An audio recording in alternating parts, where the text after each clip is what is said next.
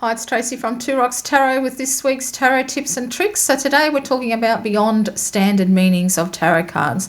So what I mean about a standard meaning for a tarot card is basically when you memorize, so for instance, if you're reading the Rider-Waite, which is actually how I started all those years ago, you memorize the meanings for certain cards. So for instance, the Three of Swords will mean heartache and despair and sorrow and that sort of thing.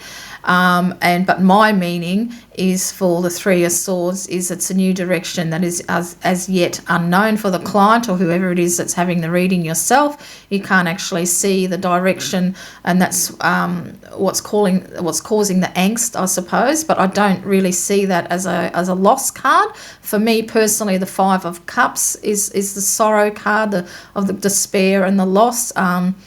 That for me is the sorrow card. So that's what I mean about having a standard meaning. So for instance, the Queen of Swords is often thought of as someone who is cold, very cool in demeanour, could be a widow, someone who's very sharp with their words. When I look at the Queen of Swords, I look at it, it's kind of the same, but I look at it as someone who's very in control of their thoughts. They've got a very clever, quick, sharp mind. They're not afraid to use words to hurt or to just tell it like it is, I suppose. So it kind of is a standard meaning, but it's kind of not, because for me, it depends on the question asked. So, if you're asking about... say you're asking about a new love interest, and it's a male, but you actually pull out the Queen of Swords and you think, oh, what the hell does that mean? Does that mean that he's got some gay tendencies? Maybe. I mean, that could be true. Who knows? But it could also mean that they've got a very overbearing mother, because, the Queen of Swords usually does reflect someone who's a little bit older. It has for me anyway in my type of readings. But it could also mean that they've got an ex who's very, very nasty and very quick to belittle them, sort of thing, and she still sticks her nose in your love interest's affairs, and you'll have to be wary of it, because she likes to, she literally likes to cut to the quick.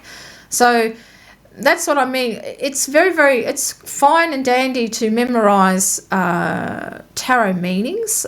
For me, I've always got that knowledge stuck into my head, because that's how I when I first picked up a tarot deck all them years ago, I didn't know any better. I never knew that you could read intuitively or anything like that. And now I read in a completely different way.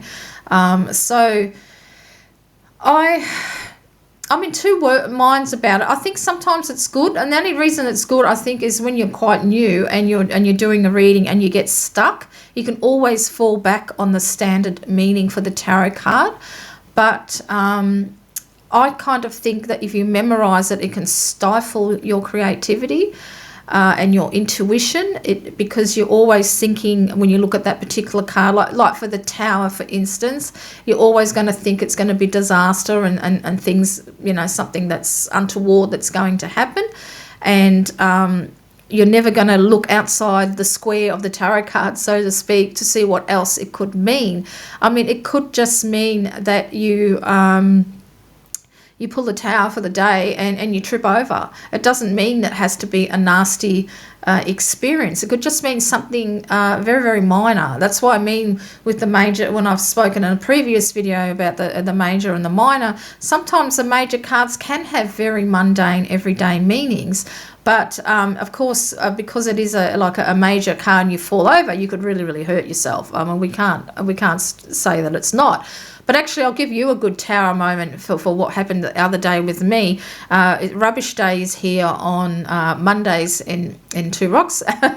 And I had to go out, and for the very first time ever, I actually backed over my rubbish bin and I knocked it over, and I'm thinking, what the hell is that noise? And then I realised, shit, the rubbish bin.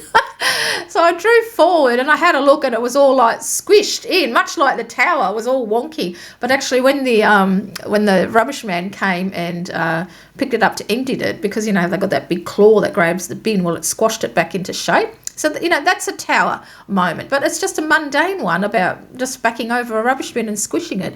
So as when it comes to standard meanings, I've I don't do it. I don't believe that you should just have a standard meaning. I think if you can, if everybody could read intuitively, you'd have a much richer experience with the tarot. But if you're very, very happy with the standard meanings and you have success with it, then that's absolutely fine. There is no right or wrong way to read the tarot, as I've said many, many times. But for me personally, I feel reading this just the standard way, you're doing yourself a disservice because you're not really opening up your mind to other possibilities because you get so focused on what the actual supposed meaning of that tarot card is. I mean, there's a couple of people on YouTube that are quite famous and read for many, many years, and I know that they, no matter what deck they use, they just use the Rider-Waite meanings for every single deck. And I think it's doing the tarot deck a disservice because sometimes you have such beautiful artwork. And like, let's just say for the Wild Unknown, for instance, and then she just had the standard meanings of it. There was nothing speaking about the art or anything like that. So I think when it comes to memorizing meanings, you kind of do yourself or the tarot decks a bit of a disservice because there's so much more to a tarot than just the actual meanings to it. It's it's the artwork, it's the colours. I mean, you might pull a spread, and it's actually funny enough, I have got red because I want to talk about this. And you've got a lot of red in the particular deck. Well, what does red mean to you? To me, it means passion. It can mean love. It can mean energy, that type of thing. And even though they might not be wands, but that's the thing that you notice. You notice, oh, gee, there's a lot of red in this. Well, so what does that colour tell you? Always think about what colour, attracts you in the card. Don't forget about colours when you read tarot as well. It's not just the symbols, it's the images, it's the actual colours, So you might have a lot of gold in that, and it could be a golden opportunity, like I had when I did my crystal reading on last Monday, because today is Tuesday. No, sorry, yeah, it is Tuesday. I got a little confused with Anzac Day long weekend. But, I notice a lot of gold in that crystal, and that's how I read the crystals intuitively, because I look at the colours that are in it. So the majority of it was white, but there was so much gold in there. I knew that someone was going to have a golden opportunity this week. So when you're looking, look at the colours. There's lots of purples, reds, golds, whites, greys, blacks. Take all that into account. But if you are just reading a standard meaning to a tarot card, that doesn't get taken into account. Instead, it'll be what the standard meaning is. It'll be the number. It can be the astrological side of it as well. So I don't read any of that in there. The only time I pay attention to numbers if there's a lot of the same number, and then I might, I'll sort of think what that might mean. But otherwise, I really don't pay attention to that either. So, it's totally up to you what you feel comfortable with. But I think you can really do yourself a disservice by just never going beyond the standard meanings of tarot. So we're going to go on to another thing that puts me off with tarot decks, and that's keywords. Now, I haven't actually got a tarot deck with a keyword on it because I absolutely loathe them from the very beginning. But this is what a keyword really is. It's when it's got a tarot card has got a meaning underneath. So this is the Wisdom Oracle by Colette Baron Reid. And the only reason I pull this out just so I could show you what a keyword is. So I don't mind keywords in oracle cards. I really, really don't. It doesn't seem to stifle me in the way that a tarot deck does, or even the Lenormand, because with Lenormand cards, some of them have little poems up there. I absolutely hate it. I really, really do. So, but that's basically what a keyword deck is, just when it has the,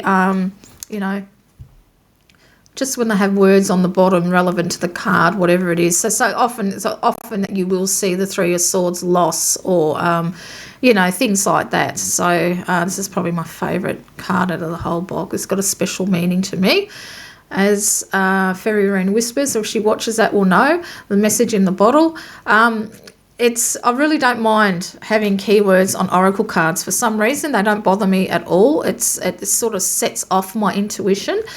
So that's how you go beyond the standard meanings is, like think of look at all the colours. You might have lots of blues. You might, that's got a lot of blue in that card. And that might, have a special meaning. This one has got, lots of pinks, but then again, it's got the blue with a face in it on the egg, Just look at some more one. There's another one there. So if you've got all these cards, that's telling you something. And because we also know that blue is the throat chakra as well. So look at the colours when you do a reading. And this is a particularly good one too. I like this one, Between Worlds. And it's half grey and then half blue again.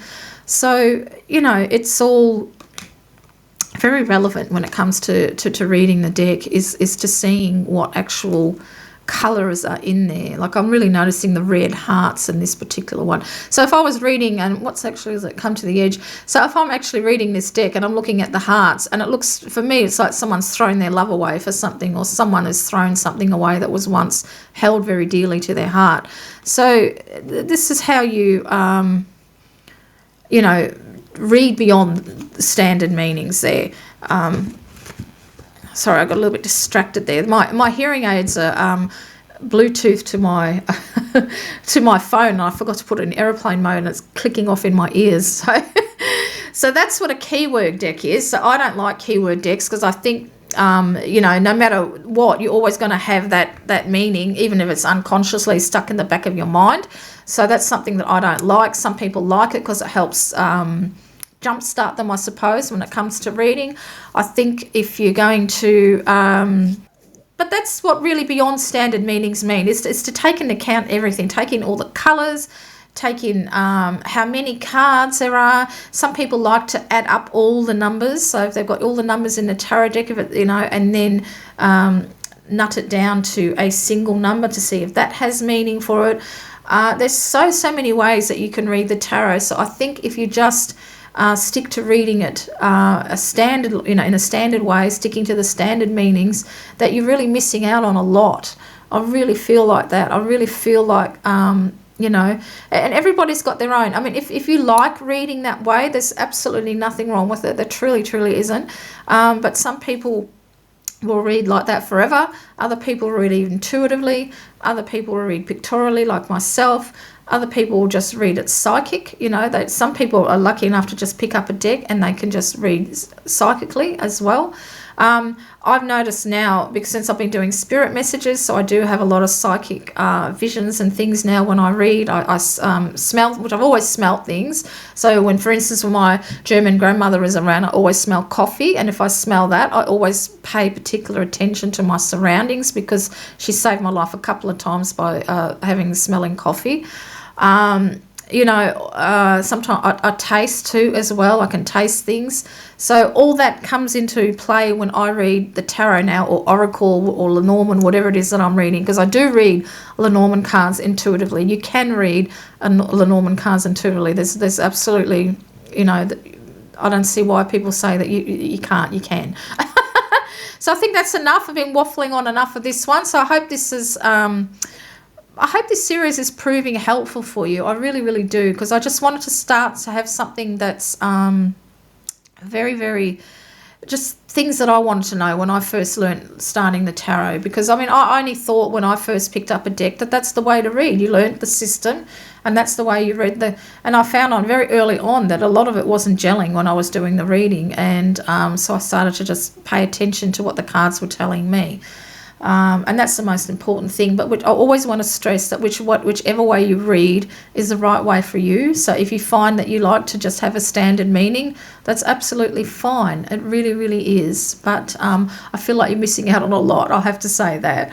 So until next time, this is Tracy. Please press the like and subscribe and notification bell if you've enjoyed this. And of course, if you've got any questions at all, please feel free to ask them. I'd be more than happy to answer. Take care.